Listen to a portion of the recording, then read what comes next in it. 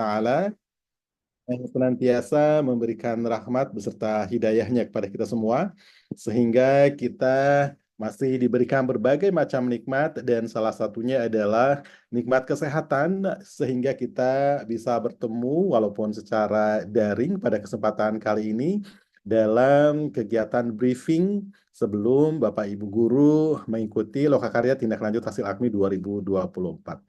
Sholawat berta salam semoga selalu tercurah kepada Nabi besar Muhammad Shallallahu Alaihi Wasallam, kepada keluarganya, kepada para sahabatnya, dan insya Allah pada kita semua selaku umatnya hingga akhir zaman.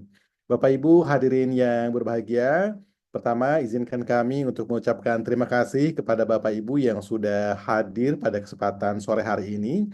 Terima kasih sudah menyempatkan dan meluangkan waktu untuk kegiatan pada hari ini. Kami menganggap perlu kegiatan ini untuk dilaksanakan supaya nanti ketika Bapak Ibu mengikuti Lokakarya atau pelatihan atau BIMTEK Tindak Lanjut AKMI 2024 mulai hari Senin nanti lebih lancar gitu ya. Banyak hal-hal yang secara teknis lebih baik kalau Bapak Ibu guru ini tahu lebih dulu gitu ya, supaya nanti tidak mengambil waktu atau porsi waktu untuk sesi-sesi yang ada di Lokakarya sesungguhnya gitu ya Bapak Ibu ya. Baik, Bapak Ibu, seperti Pak Jamilun katakan tadi, seharusnya sesi ini akan banyak ya. Biasanya kita sampai sulit masuk gitu ya, karena sudah mencapai kuota sebanyak 1.000 orang ya. Tapi mungkin ini masih bergerak tuh, udah mulai bergerak lagi 300 lebih gitu ya. Semoga nanti banyak yang terinformasikan bahwa seharusnya hari ini masih ada sesi briefing gitu ya. Baik, Bapak Ibu, izin untuk sharing, share screen. Ya, jadi Bapak Ibu, kami ucapkan selamat datang kepada Bapak Ibu semua, guru madrasah yang terpilih untuk mengikuti pelatihan tindak lanjut AKMI 2024. Kami mengucapkan terima kasih atas komitmen dan dedikasi Bapak Ibu dalam upaya meningkatkan kualitas pembelajaran di madrasah. Salam semangat untuk perubahan pendidikan di NKRI. Saya yakin kenapa Bapak Ibu ada di sini, karena Bapak Ibu bukan hanya ditunjuk oleh madrasahnya, tapi Bapak Ibu juga memiliki semangat ya, memiliki bahwa madrasah yang Bapak Ibu tempat Bapak Ibu bekerja adalah milik Bapak Ibu juga gitu ya. Jadi Bapak Ibu merasa berkepentingan untuk memajukan madrasah di mana tempat Bapak Ibu bekerja tersebut. Baik, Bapak Ibu, mungkin saya ingin terlebih dahulu mengingatkan kembali. Mungkin sebagian sudah ada yang apa ya, sudah ada yang pernah mendengar tuh ya apa itu AKMI. Tapi ada baiknya kalau saya mengingatkan kembali. AKMI 2024 sama dengan AKMI-AKMI sebelumnya, bertujuan untuk mengukur kompetensi siswa dalam literasi membaca, literasi numerasi, literasi sains, dan literasi sosial budaya. Ya. Nah, yang sering ditanyakan adalah apa sih bedanya AN dengan AKMI gitu ya? Kenapa AKMI harus dilakukan juga gitu ya?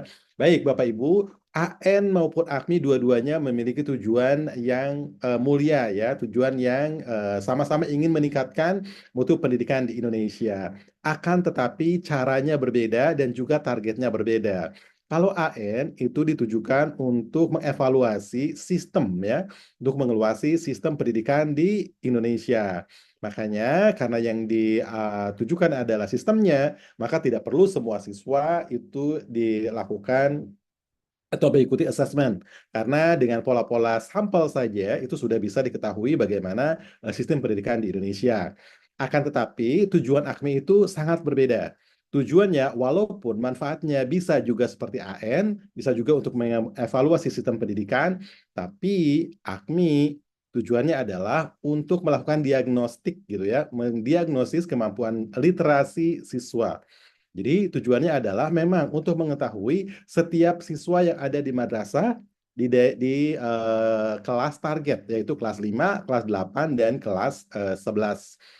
Jadi tujuannya agak berbeda. Jadi kalau di AKMI tujuannya nanti setelah dilaksanakan AKMI, para guru bisa melakukan pendekatan khusus kepada setiap siswa. Kalau di AN tidak bisa ya, karena rapornya adalah untuk sekolah atau untuk level madrasah. Tapi kalau AKMI ada level siswanya. Jadi Bapak Ibu bisa menentukan strategi apa nih yang harus dilakukan untuk meningkatkan literasi siswa, misalnya Andi gitu ya, Wati gitu ya. Jadi ada apa namanya strategi yang berbeda untuk setiap anak gitu ya. Karena kalau Bapak Ibu gitu ya mencoba untuk mengetahui paradigma pendidikan di masa depan, maka pendidikan di masa depan itu adalah pendidikan yang dipersonalisasi atau individualized education. Artinya, target setiap anak itu berbeda-beda, gitu ya. Hasil akhir dari setiap proses pembelajaran itu berbeda-beda. Mengapa? Karena setiap anak mulai belajarnya juga berbeda, tingkat atau kecepatan untuk menerima ilmu, untuk menerima hal-hal baru juga berbeda. Kemudian Bapak Ibu, data hasil AKMI memberikan gambaran yang nyata mengenai kekuatan dan tantangan yang dihadapi siswa. Ya, jadi kita bisa mengetahui bahwa siswa ini, walaupun sehari-hari pasti Bapak Ibu juga sudah bisa mengukur ya, mana yang cepat, mana yang tidak. Tapi dari sisi literasi mungkin belum membudaya di Indonesia. Makanya hadirlah AKMI yang mengukur unsur literasinya, bukan unsur mata pelajarannya. Gitu ya Bapak Ibu ya. Nah, dari hasil AKMI, maka dapat digunakan untuk membantu Bapak Ibu guru merancang strategi perbaikan yang tepat bagi setiap anak atau peserta didik dan juga untuk di kelasnya masing-masing, dan juga kepala madrasah juga bisa membuat strategi untuk meningkatkan kualitas pembelajaran di madrasahnya gitu ya. Baik.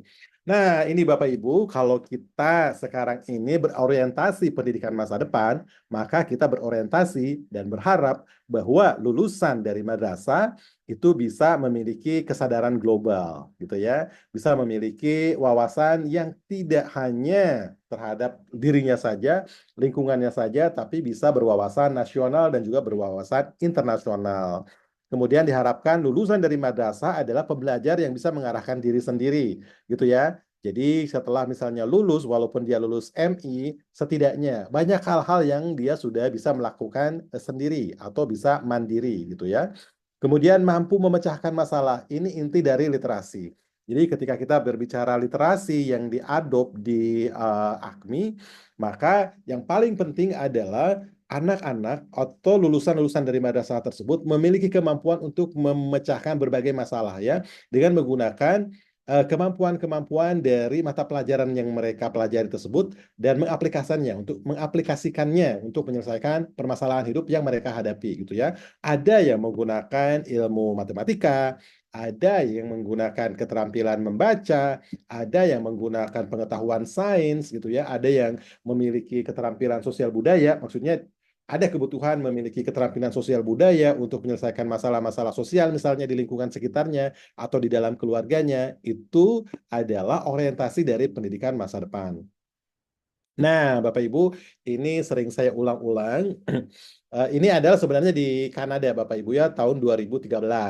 Jadi di Kanada itu bertanya kepada siswa, apa sih kalau mereka diminta untuk membayangkan pendidikan di masa depan itu seperti apa?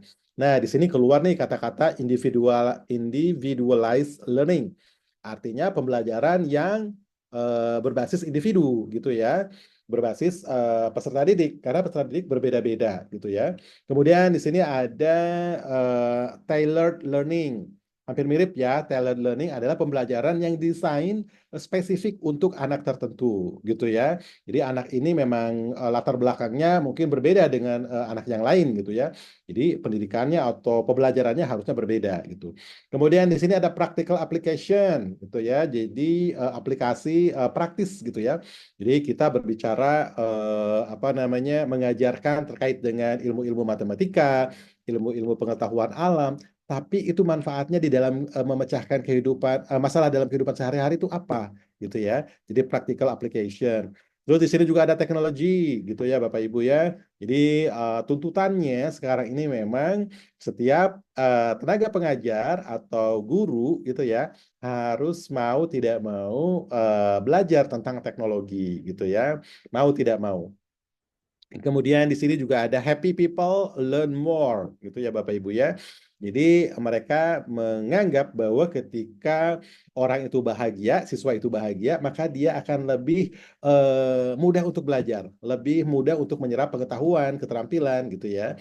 Jadi ada yang mengatakan bahwa sebenarnya sekolah gitu ya atau madrasah itu bukan untuk membuat siswa pintar gitu ya, tapi untuk membuat siswa bahagia. Karena mungkin tujuannya ada ke sini. Ketika siswanya sudah bahagia, maka dia akan mudah menyerap ilmu pengetahuan atau keterampilan baru. Itu ya Bapak Ibu ya. Nah, Bapak Ibu, ketika kita berbicara mengenai pendidikan di masa depan, ada dua hal yang harus kita lihat. Yang pertama adalah pembelajarnya dan yang kedua adalah cara belajarnya. Yang pertama, kalau kita lihat pembelajarnya, maka kita harus melihat anak-anak ini bagaimana karakteristiknya ya. Nah, dunia pergenerasian gitu ya sudah membentuk kelompok-kelompok gitu ya dengan waktu kelahirannya. Seperti misalnya kita mengenal ada yang namanya generasi milenial gitu ya atau Generation Y gitu ya. Mereka yang lahir di tahun 80-an hingga tahun 2000. Kemudian ada lagi Gen Z katanya ya, mereka-mereka yang lahir tahun 2001 hingga tahun 2012. Karakteristiknya juga berbeda. Kemudian ada lagi generasi Alpha. Ini mungkin generasi-generasi yang di level madrasah ibtidaiyah itu kita hadapi. Mereka-mereka yang terlahir di tahun 2013 hingga tahun 2025. Karakteristiknya berbeda, Bapak Ibu ya. Salah satunya adalah mereka itu disebut dengan digital native. Apa itu digital native? Jadi, sebagian besar, terutama di kota-kota besar gitu ya, mereka bisa dikatakan semenjak lahir itu sudah mengenal yang namanya gawai atau gadget gitu ya. Bapak Ibu kalau misalnya di mall gitu ya, bisa kita lihat bayi-bayi gitu, balita, batita gitu ya di dalam stroller gitu ya. Apa yang mereka pegang? Handphone gitu ya. Tapi mau tidak mau itulah kenyataannya Bapak Ibu ya. Mungkin sebagian orang tua tidak melakukan seperti itu, tapi kan yang kita hadapi adalah anak orang lain juga gitu ya, yang mungkin peraturan di rumahnya itu berbeda. Kemudian Bapak Ibu, anak-anak zaman sekarang itu memang tuntutannya mereka harus mahir dan lancar menggunakan alat-alat teknologi gitu ya. Dan ini memang dengan sendirinya gitu ya. Mereka-mereka itu tanpa diajarin juga bisa belajar sendiri ya menggunakan peralatan teknologi ini. Kemudian Bapak Ibu, mereka ini dibombardir gitu ya dengan berbagai macam informasi ya dari sisi kanan, kiri, atas, bawah, depan, belakang gitu ya. Informasi itu apa namanya beredar gitu ya. Jadi mereka dituntut untuk bisa memilih dan memilah mana informasi yang benar, mana informasi yang hoax gitu ya. Jadi inilah tuntutan yang berbeda gitu ya ketika mungkin waktu saya kecil gitu ya tidak ada tuntutan seperti ini ya karena tidak mencari informasi aja susah gitu ya mungkin televisi juga tidak semasif sekarang gitu ya informasinya bisa lewat WhatsApp bisa lewat mana-mana gitu ya jadi tuntutannya berbeda. Kemudian Bapak Ibu, dari cara pembelajarannya tentunya harus menyesuaikan dengan yang diajar gitu ya dengan karakteristik dari yang kita ajar, yang generasi alfa tadi. Nah, sekarang ini sudah dituntut pembelajarannya adalah dengan disruptive class atau pembelajaran yang disesuaikan dengan kelas yang berfokus pada siswa. Lagi-lagi, itu ya, mau tidak mau karena memang karakteristik yang diajarkan seperti itu, kita tidak bisa mengubahnya gitu ya. Tapi kita bisa menyesuaikan dengan sesuatu yang efektif gitu ya. Kemudian ada lagi tuntutan keterampilan abad 21 gitu ya untuk bisa bertahan menjadi orang yang istilahnya memegang peranan di abad 21 ini setiap kita baik itu anak-anak maupun kita yang udah dewasa harus bisa menguasai 4C gitu ya. Critical thinking gitu ya atau cara berpikir kritis. Kemudian communication, komunikasi, kemudian creativity ya, kreativitas yang tinggi, kemudian collaboration, harus bisa bekerja sama. Keempat itu merupakan tuntutan kalau kita memang ingin berhasil di abad ke-21 ini. Kalau misalnya kita tidak menguasai keempatnya, maka ya mau tidak mau kita akan menjadi penonton, kita hanya akan menjadi konsumen gitu ya, tidak menjadi orang-orang yang berperan di abad 21 ini. Kemudian proses pembelajaran berbasis teknologi. Saya kira tadi sudah disebut. Kemudian juga sekarang ini kalau kita apa namanya kembali pada standar pendidikan atau pembelajaran internasional, maka semuanya sudah diterapkan atau distandarkan ke standar literasi, di mana di sana dituntut adanya kemampuan untuk berpikir HOTS atau high order thinking skill gitu ya, yang tidak sesimpel itu gitu ya untuk memecahkan masalah. Misalnya harus ada pemikiran kritis, harus bisa menentukan masalahnya apa, kemudian menentukan pilihan-pilihan dari solusi yang mungkin bisa dipilih dan seterusnya gitu ya. Jadi ini adalah tantangan dan generasi yang kita hadapi saat ini.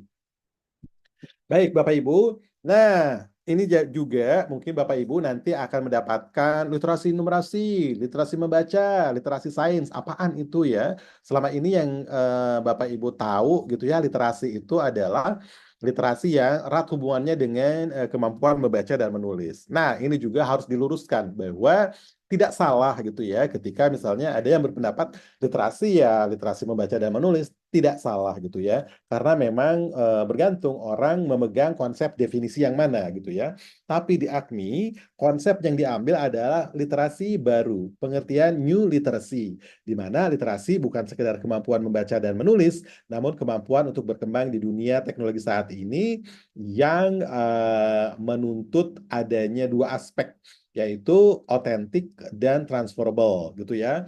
Yang kita bicaranya ketika kita berbicara literasi, kita berbicara tentang masalah-masalah yang memang otentik, memang nyata di dalam kehidupan sehari-hari. Bukan contohnya misalnya kota A, kota B, kota C gitu ya. Sebutkan kotanya, mungkin karakteristiknya berbeda. Antara misalnya kota Surabaya dengan kota Jakarta, kota Pontianak itu berbeda. Itu literasi gitu ya, memang ada kotanya gitu.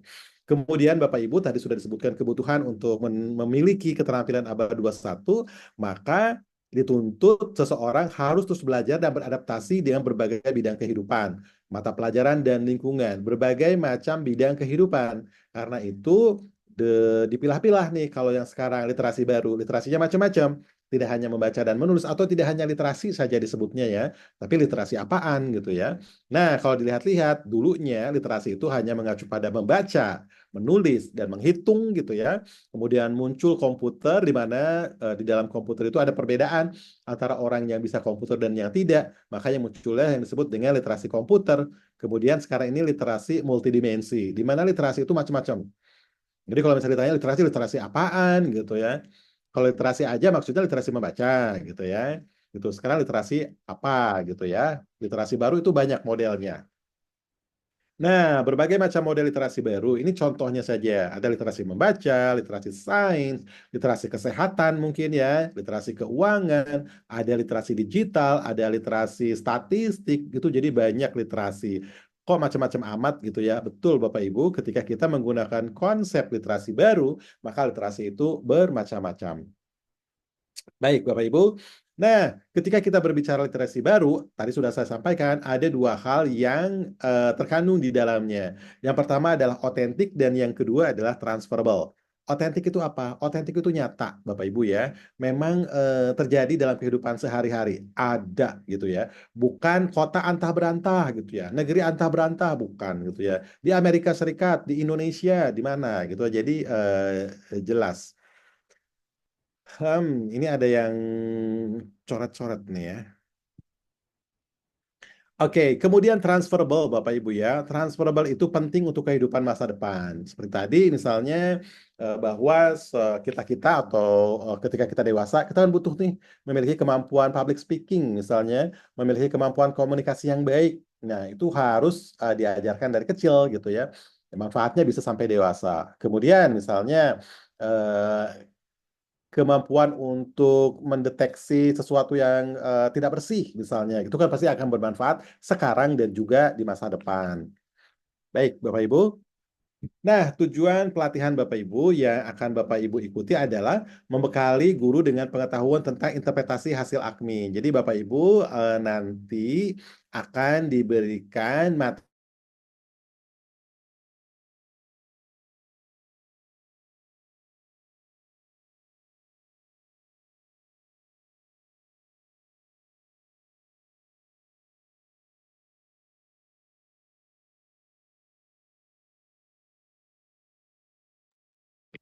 Halo Pak Didi.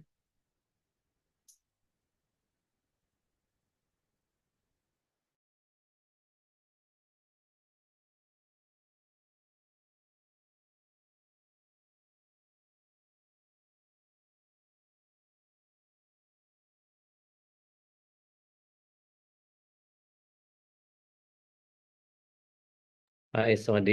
Halo Pak Didi. Oh, terlempar ya. Sebentar Bapak Ibu mohon maaf.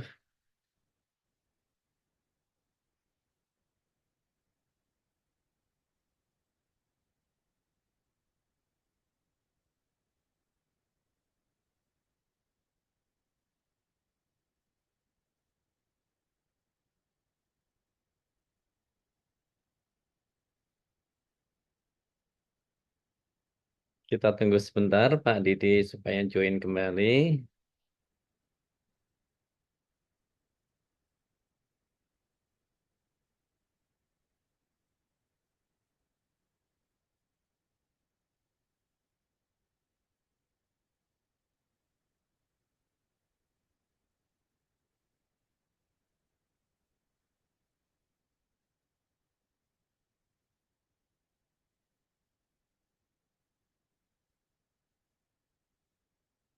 Sebentar Bapak Ibu ya. Sepertinya di rumah beliau mati listrik ini.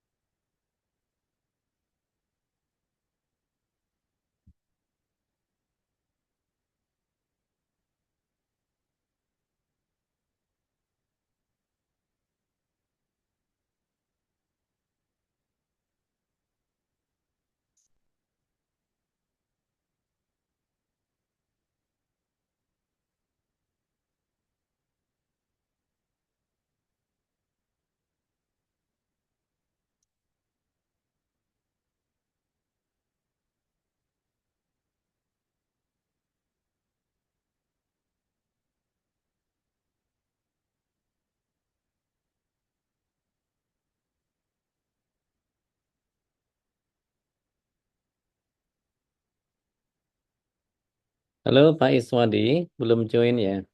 Mas Gilman.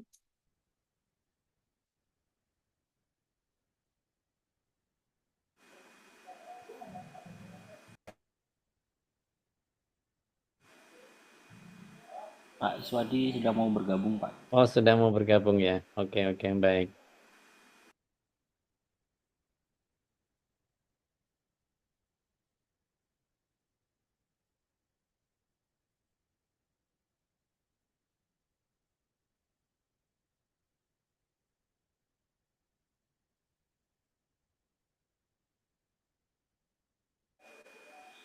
Halo, Pak Iswadi. Apakah mendengar suara saya?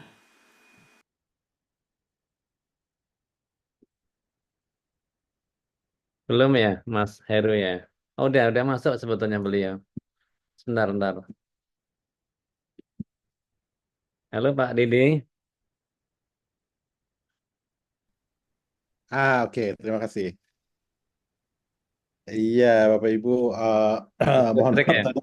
Iya, oke, saya lanjut ya Pak Jamilun ya. Silakan Pak Didi. Baik, terima kasih Bapak Ibu yang sudah sabar menanti ya. Saya jadi ingat apa namanya, ingat rumah makan sabar menanti baru gitu ya. Ini tiba-tiba ada masalah dengan Wi-Fi-nya. Jadi Bapak Ibu tadi sudah dikatakan bahwa Bapak Ibu akan diberikan pengetahuan tentang bagaimana cara menginterpretasikan hasil AKMI gitu ya. Kemudian Bapak Ibu juga akan digembleng gitu ya untuk memiliki keterampilan dalam menerapkan strategi pembelajaran berbasis hasil asesmen. Jadi bagaimana menindaklanjuti hasil asesmen tersebut di dalam kelas gitu ya.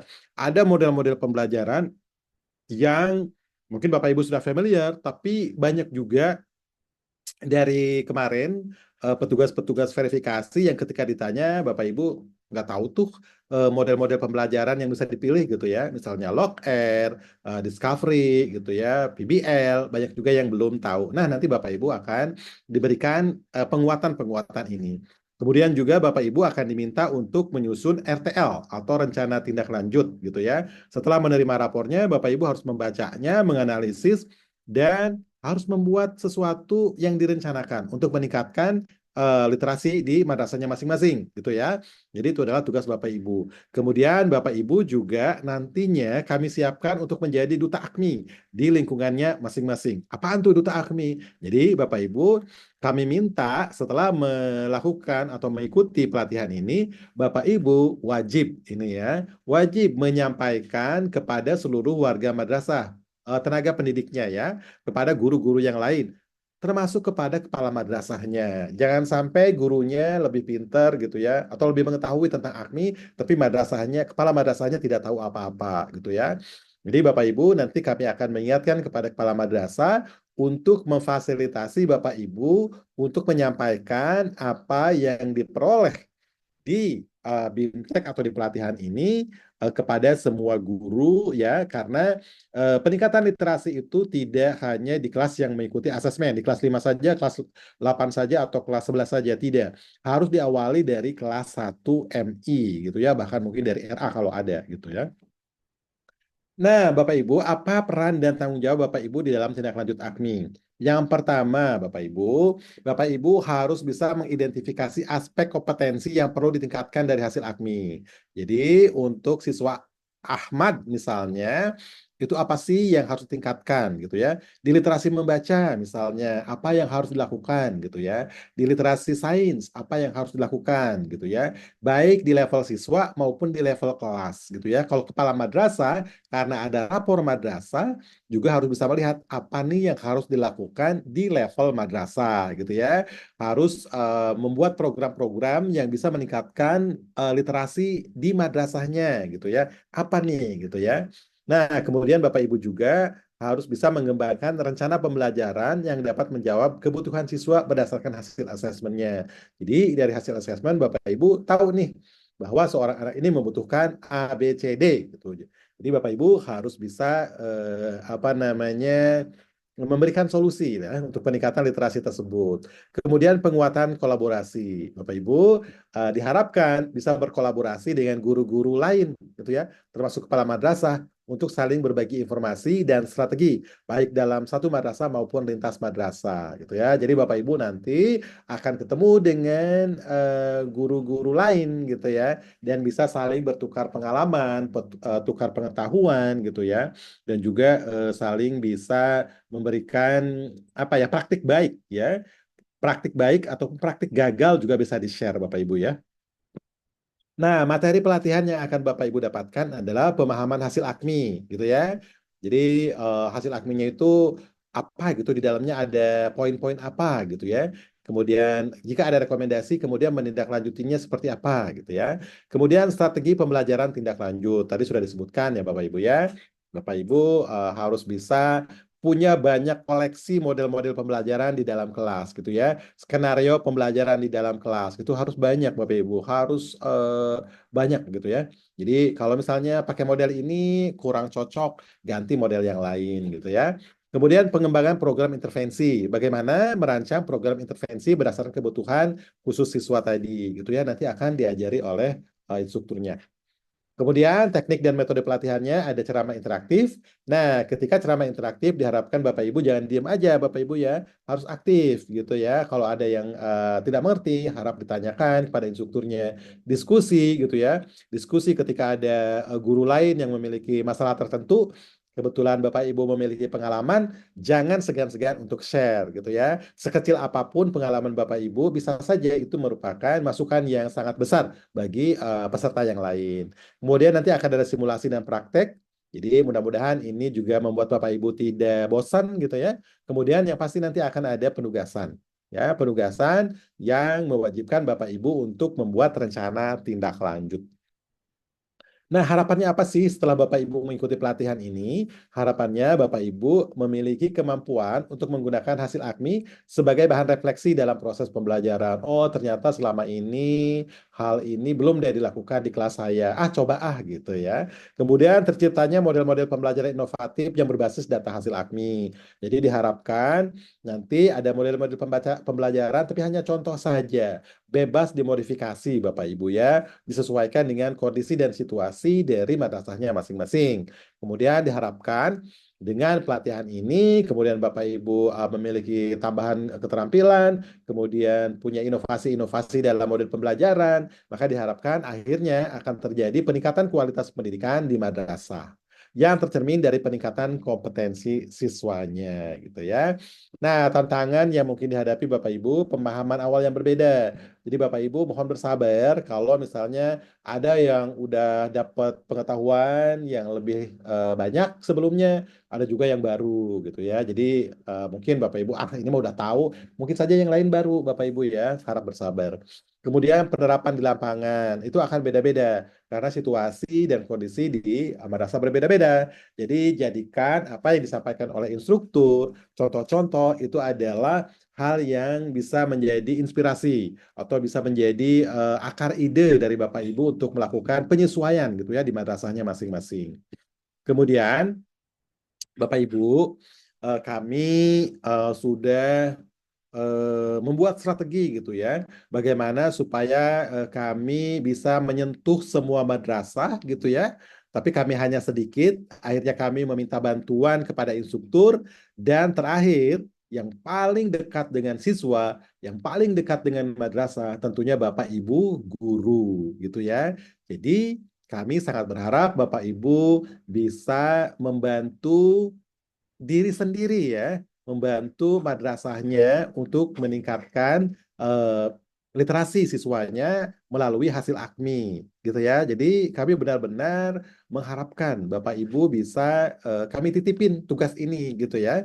Jadi pelatihan ini bukan hanya untuk memenuhi kewajiban administrasi saja gitu ya, karena disuruh sama kepala madrasahnya. Mudah-mudahan tidak ya, Bapak Ibu mudah-mudahan memiliki semangat yang kuat, yang juga ikhlas gitu ya, yang juga mulia untuk meningkatkan pembelajaran atau meningkatkan kualitas atau mutu pembelajaran di madrasah ya. Jadi Ibu terdorong, Bapak Ibu terdorong untuk membuat langkah-langkah konkret gitu ya, yang apa ya, diwujudkan lah di dalam program-program di dalam kelasnya ataupun di madrasahnya. Sekali lagi, Bapak Ibu adalah duta AKMI ya, sebagai ujung tombak perubahan di dalam pendidikan madrasah.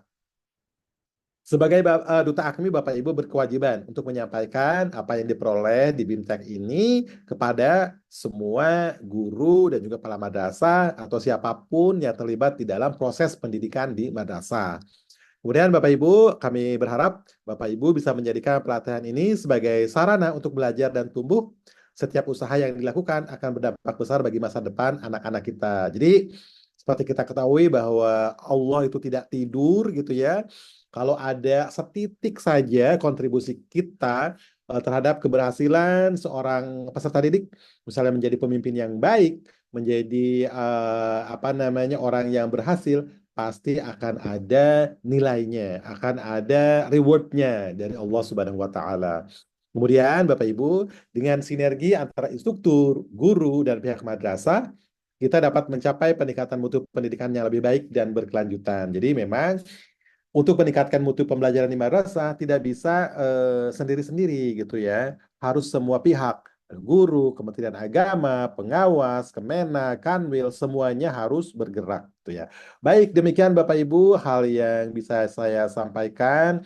Kami ucapkan terima kasih, kami ucapkan selamat mengikuti Lokakarya tindak lanjut hasil AKMI 2024 ini. Mudah-mudahan Bapak Ibu semangat, mudah-mudahan Bapak Ibu bisa mendapatkan tambahan ilmu, tambahan keterampilan, dan yang pasti tambahan pahala gitu ya. Kok cuma pahala? Oh iya gitu ya. Itu yang tertinggi sebenarnya kan. Baik Bapak Ibu, sekali lagi kami ucapkan terima kasih, jaga selalu kesehatan gitu ya. Jangan lupa untuk minum yang cukup, makan yang cukup ketika mengikuti pelatihan. Dan kami berharap Bapak Ibu bisa fokus gitu ya. Kami berharap kepala madrasahnya bisa memberikan kesempatan yang baik, ya kesempatan yang cukup kepada Bapak Ibu supaya bisa fokus di BIMTEK ini atau pelatihan ini selama 5 hari, setiap hari 4 jam gitu ya, dari jam 8 hingga jam 12 gitu ya. Mudah-mudahan itu tidak terlalu mengganggu proses pembelajaran di madrasahnya. Baik, demikian Bapak Ibu, saya kembalikan ke Pak Jamilun. Wabillahi taufiq wal hidayah. Wassalamualaikum warahmatullahi wabarakatuh. Pak Jamilun. Waalaikumsalam warahmatullahi wabarakatuh. Mohon maaf tadi lupa unmute. Terima kasih Pak Didi untuk pencerahan-pencerahannya dan juga untuk motivasi-motivasinya. Semoga kita senantiasa menjaga niat dan semangat kita Bapak Ibu ya dalam berkhidmah untuk mendidik anak-anak kita menghadapi masa depan yang lebih baik ya tentunya.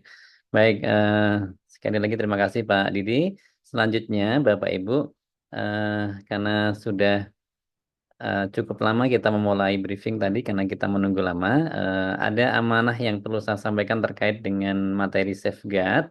Terus nanti kalau terkait dengan beberapa informasi teknis terkait dengan kegiatan pelatihan kita, mungkin nanti ada sekilas overview dari kami, tetapi nanti selanjutnya Bapak Ibu bisa melanjutkan mereview ada beberapa video tutorial tadi sudah kami sematkan di chat Zoom untuk LMS-nya dan insya Allah tim instruktur kami juga proaktif dan sudah mempersiapkan diri untuk segera membersamai Bapak Ibu dengan WA Group. Nanti bisa dibangun komunikasi dan juga diskusi di sana ya. Baik, izin saya menyampaikan ini sebetulnya ada konsultannya Pak Sutomo dan asistennya Mas Rifki, Mas Fikri, tapi beliau berdua berhalangan hadir, jadi saya menyampaikan untuk mewakili beliau-beliau ya Pak Didi ya. Eh, ini insya Allah singkat Bapak Ibu. Jadi materi safeguard ini penting karena memang dalam proyek ini itu ada standar keselamatan, keamanan, kenyamanan yang perlu menjadi concern bagi kita semua Bapak Ibu dan tentu ini penting sekali untuk diimplementasikan di madrasah begitu ya. Bagi kami pelaksana proyek itu juga menjadi syarat wajib dalam memenuhi standar ini. Meskipun begitu juga diimplementasi di lapangan, Bapak Ibu juga penting sekali untuk memahami ini sehingga nanti bisa diterapkan bersama di madrasah kita. Baik, ini terkait dengan pengelolaan aspek lingkungan dan sosial pada madrasah Bapak Ibu. Nah, ini komitmen dari World Bank dan juga dengan pemerintah RI kita, Bapak Ibu dari Kemenq, Bappenas, Kemenag. Jadi ada komitmen-komitmen untuk mempersiapkan lingkungan sosial di madrasah yang safe, yang juga aman, nyaman buat kita semuanya. Baik untuk anak didik kita maupun juga untuk guru-guru dan juga untuk seluruh sivitas madrasah. Ini cakupannya Bapak Ibu. Jadi ada penilaian risiko dan dampak, prosedur ketenaga kerjaan, efisiensi sumber daya dan manajemen polusi, kesehatan dan keselamatan, akuisisi lahan, dan juga sampai di ada konservasi hayati, itu juga penting untuk diperhatikan di madrasah kita. Bahkan sampai bagaimana kita berkolaborasi dengan masyarakat adat dan kelompok rentan yang itu perlu menjadi concern kita. Nah, ini beberapa aspek yang perlu menjadi concern kita dalam menjalankan amanah safeguard begitu ya Bapak Ibu. Nah, ini ya panduan untuk lingkungan dan sosialnya ini bisa kita dalam pelibatan pemangku kepentingan, kemudian juga prosedur pengelolaan tenaga kerja yang ada di madrasah itu juga penting untuk menjadi perhatian, keamanan, keselamatan dan kesehatan kerja ini juga penting untuk diperhatikan juga oleh terutama pemangku kebijakan ya di madrasah gitu ya, sehingga kita sebagai guru di madrasah itu juga secure gitu Bu, Bapak Ibu ya. Kita dijaga, dijamin keamanannya, keselamatannya dan kesehatannya. Tentu Bapak Ibu juga sudah terpenuhi ya. Semoga begitu ya. Karena mendidik anak-anak kita harus fresh, kita harus sehat, harus seger dan juga penuh dengan nutrisi gitu ya. Nutrisi yang positif, yang baik, baik dari nutrisi jasmaniah kita maupun rohaniahnya kita.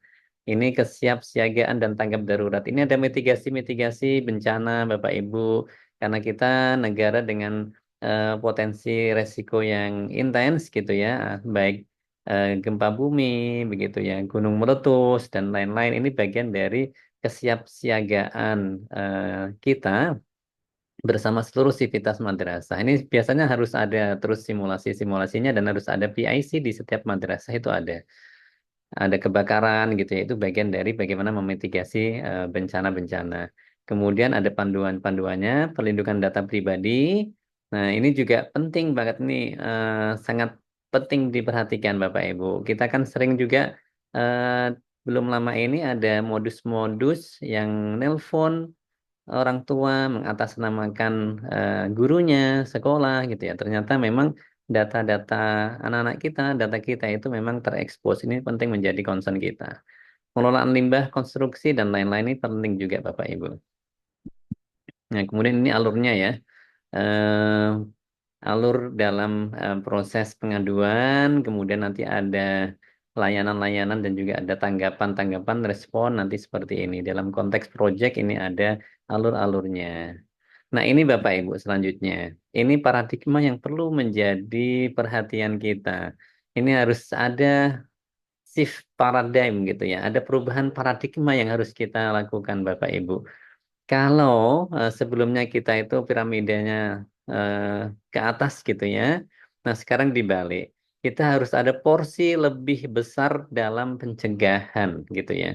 Sehingga nanti meminimalkan produksi polusi-polusi begitu. Nah, ini harus menjadi gaya hidup kita saat ini dan anak-anak kita di madrasah. Bagaimana kita mencegah memproduksi sampah, kemudian membatasi penggunaan sampah gitu ya, dalam arti penggunaan barang-barang yang itu nanti berpotensi menimbulkan banyak tumpukan sampah.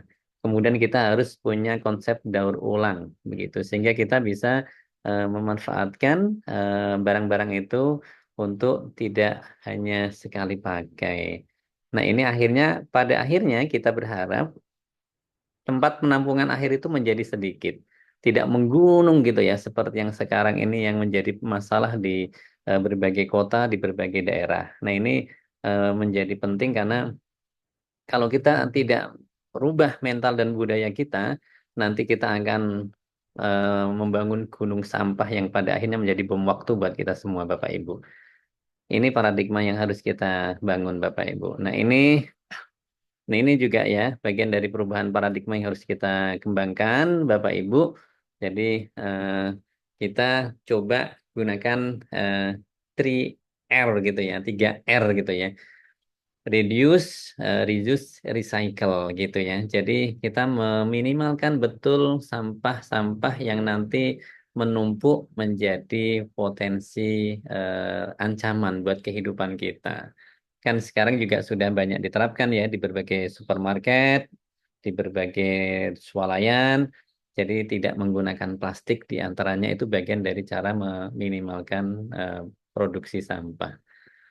Nah, ini membuang sampah sembarangan termasuk budaya primitif ini Bapak Ibu. Nah, ini harus kita edukasi ke anak-anak kita, diri kita, sehingga kita punya kepedulian, punya awareness bagaimana bersikap dan berbudaya yang arif dan peduli sampah.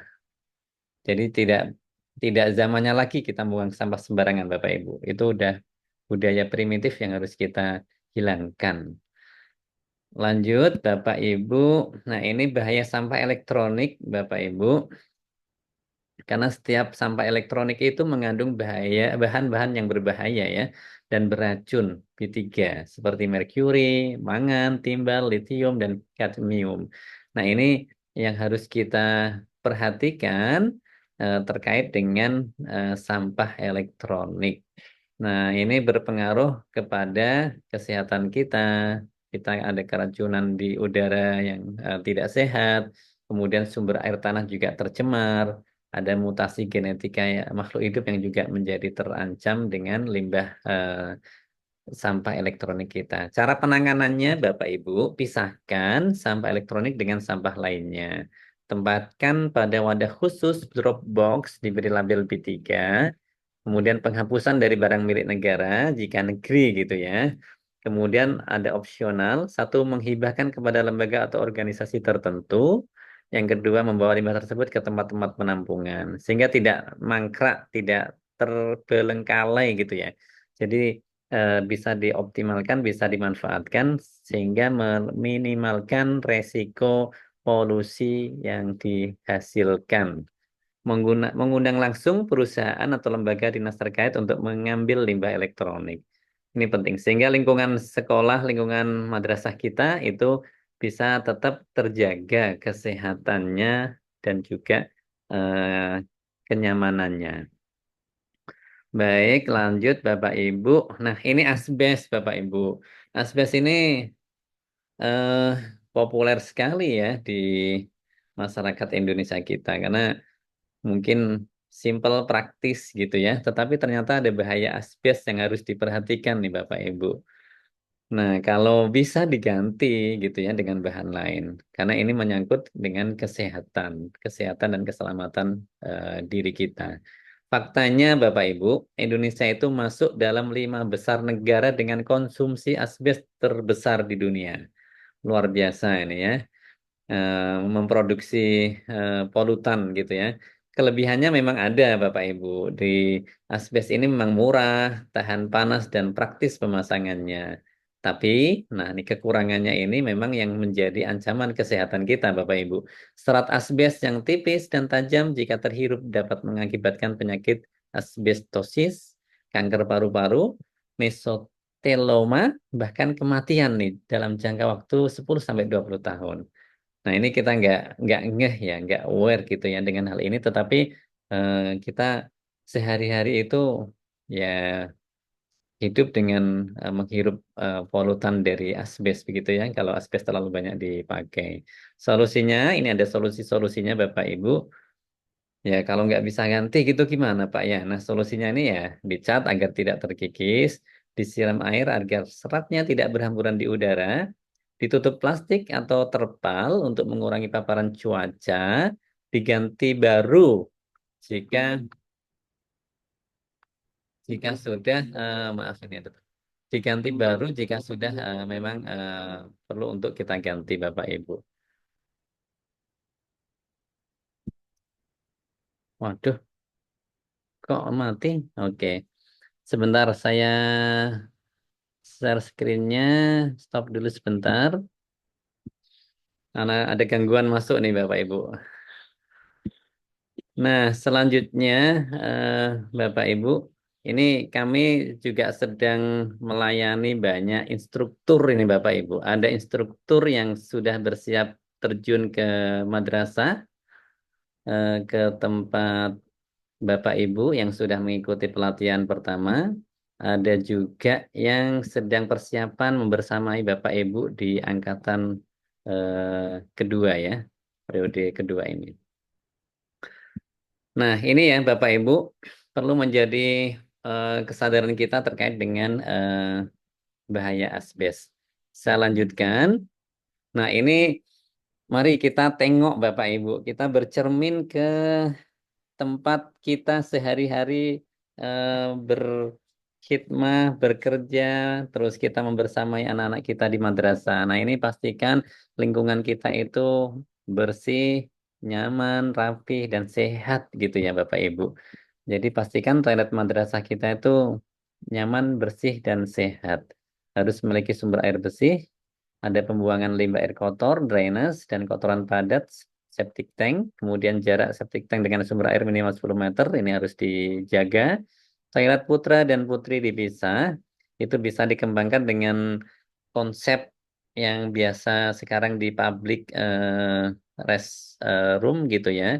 Satu ruangan besar dengan satu pintu untuk putra putri, nanti di dalamnya itu konsep toiletnya bersih dan kering gitu ya. Kemudian rasio jumlah toilet dengan siswa juga harus diperhatikan. Jangan sampai nanti menumpuk begitu ya, karena terbatasnya eh, toilet untuk anak-anak yang jumlahnya banyak. Nah, ada pemantauan yang intens dari tim kebersihan dan juga pemeliharaan secara rutin, Bapak Ibu. Kemudian, nah ini Bapak Ibu, jamban yang ramah MKM gitu ya. Manajemen kesehatan menstruasi ini juga perlu diperhatikan Bapak Ibu. Nah, ini ya aspek-aspek yang perlu kita perhatikan dalam menyediakan jamban yang ramah dan juga sehat untuk putra-putri kita semuanya. Saya lanjut ya, Bapak Ibu. Ini ada cermin gitu ya, ada cermin yang memang bisa membantu kita gitu ya untuk bisa eh, biasanya kan memang sekarang itu cermin penting sekali ya. Kalau nggak ada cermin juga pakai handphone biasanya begitu ya. Kemudian ada tersedia pembalut bagi siswa perempuan gitu ya. Terpisah laki dan perempuannya, terdapat materi informasi ada di di display Bapak Ibu di sana. Ini juga sebagai cara kita memberikan edukasi secara eh, ini ya, secara langsung di lingkungan sekitar kita. Jadi itu bisa menjadi display yang efektif untuk proses edukasi. Baik, saya lanjutkan Bapak Ibu. Nah, ini arsitektur, kita perlu memperhatikan arsitektur bangunan madrasah karena tanpa kita sadari, kadang arsitektur yang memiliki spot-spot yang tidak bisa terkontrol secara baik itu menimbulkan potensi-potensi bullying gitu ya. Makanya sekarang kan banyak ya yang memasang CCTV begitu ya untuk memastikan bahwa semua area itu terjangkau untuk dimonitor. Nah, ini juga penting menjadi concern kita, Bapak Ibu. Nah, ada di madrasah-madrasah tertentu mungkin memang ada duty area begitu ya. Ada tugas-tugas di area tertentu yang memang itu diawasi oleh Bapak Ibu guru gitu ya. Ada juga memang dengan menggunakan teknologi CCTV. Nah, itu bagian dari upaya kita untuk membangun kenyamanan, keamanan gitu ya, dan keselamatan di madrasah kita. Kemudian ini Bapak Ibu hindari bangunan yang bisa membahayakan keselamatan anak-anak.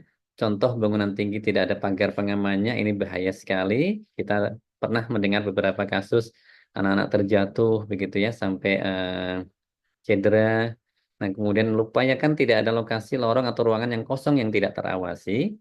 Bangunan ramah disabilitas, kita juga inklusi kan Bapak Ibu, bagaimana kita memperhatikan kebutuhan anak-anak disabilitas atau orang-orang yang perlu kita perhatikan. Nah, kemudian buat ruangan dengan ventilasi udara yang baik dan pencahayaan yang cukup. Nah, ini tip-tip yang nanti harus dikembangkan dan diperhatikan di madrasah. Baik, Bapak Ibu, ini contoh-contoh landscape ya. Kemudian ini contoh foto yang memang, nah perhatikan Bapak Ibu, nyaman nggak kalau ada lorong seperti ini? Ini perlu menjadi concern kita.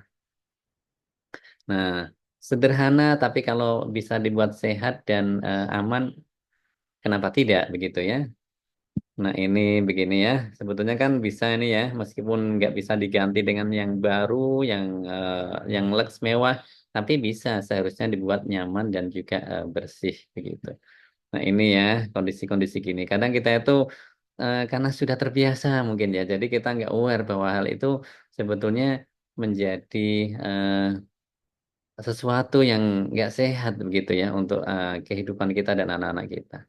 Nah, ini contoh yang juga beresiko dan perlu diberi standar keamanan ya. Setidaknya ada pagar gitu ya, Bapak Ibu, untuk menjaga keamanan anak-anak kita. Nah, seperti ini ya, ini juga lebih baik dengan ada pagar-pagar yang menjaga keselamatan anak-anak kita. Nah, ini sebelah kiri ini yang contoh yang proper ya dan safe. Tapi yang kanan ini juga perlu untuk diperhatikan standar safety-nya.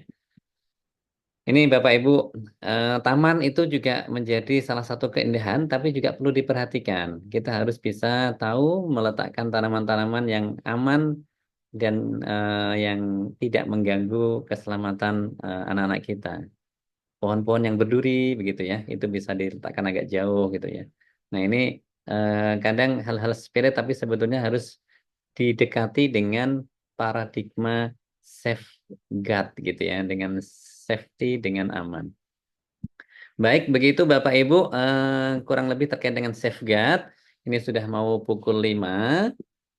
Ini memberikan insight saja, dan saya yakin Bapak Ibu semuanya juga aware dan concern dengan keselamatan dan keamanan kita bersama di madrasah ya.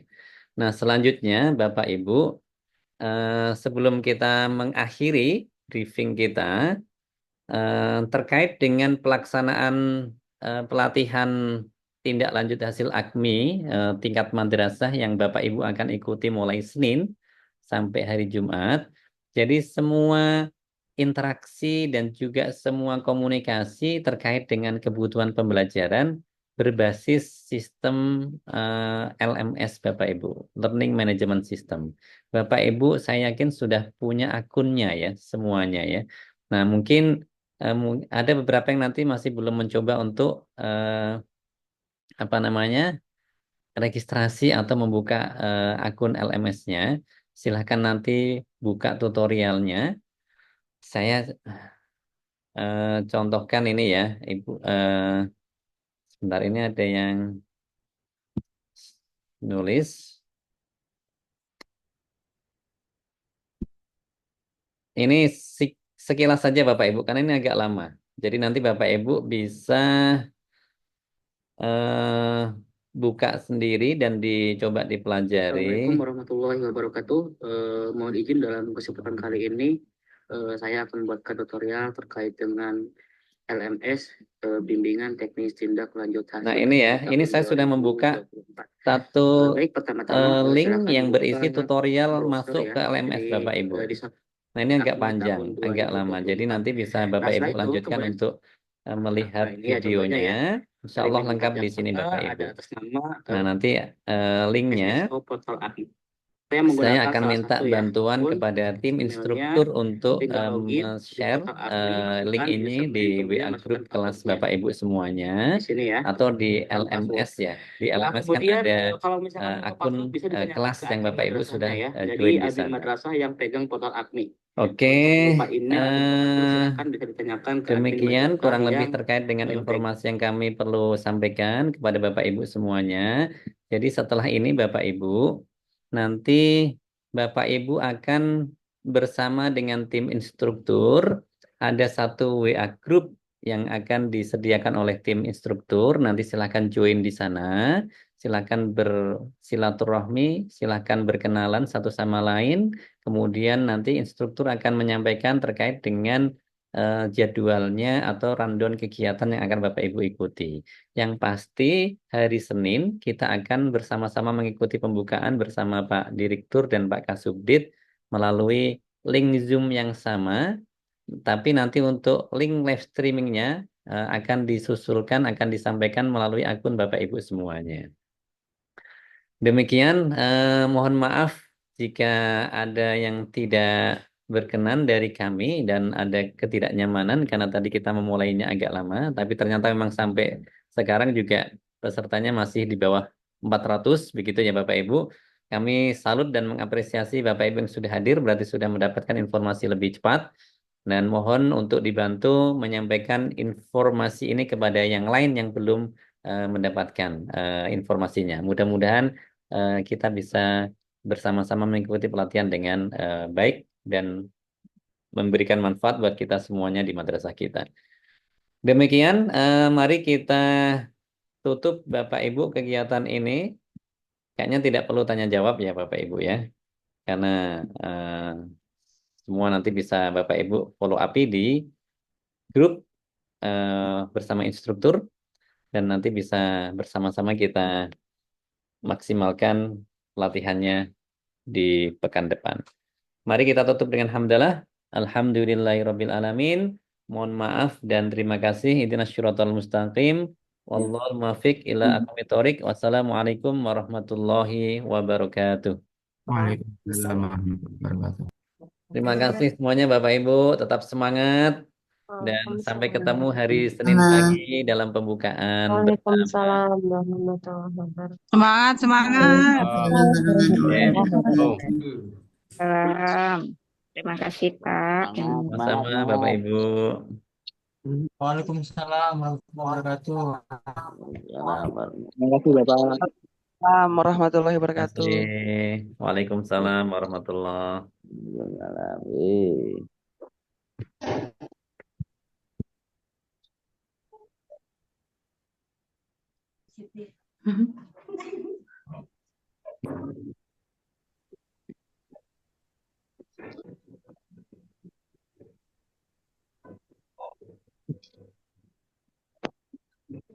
Silakan melanjutkan kegiatannya Bapak Ibu. Saya izin end meeting.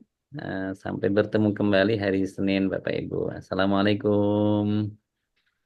Waalaikumsalam. Assalamualaikum warahmatullahi wabarakatuh. Saya tutup Bapak Ibu ya. Iya.